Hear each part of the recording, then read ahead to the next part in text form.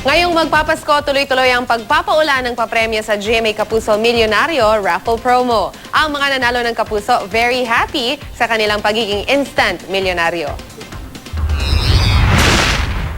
Ako po si Marilu Madrona ng San Jose del Monte, Bulacan. Nanalo po sa Kapuso Milyonaryo 1. Nakita ko na po sa TV yung pangalan ko. Napatalon po talaga ako. Sabi ko, yes, yes, yes! Ganon sabi ko. Yes, lahat ng problema namin sa pera, sa pinansyal, masusolve na po.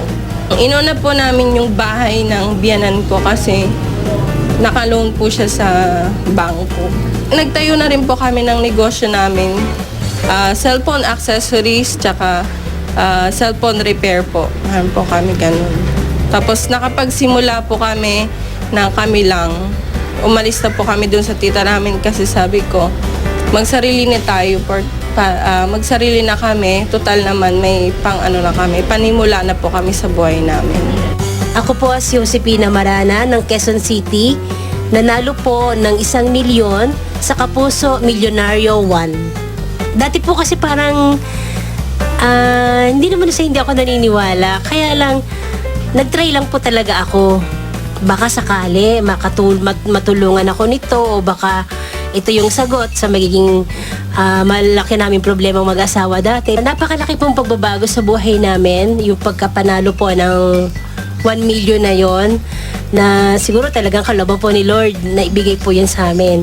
Unang-una po sa financial po naming pangailangan, sa sitwasyon po ng tindahan po namin, at sa pamumuhay na rin po namin sa pag-aaral po nila lalo. Unang-una po, ginamit ko po yung pera sa church. Pangalawa po, sa inconvenience namin mag-asawa, mga utang po namin, nabayaran po yon. Pangatlo po, yung aming business. Naglagay po kami. Tapos, nagtabi rin po kami para sa pag-aaral po ng 3 naming anak. Ako si Anita Linda Lampa ng Amukaw, Tarlac City.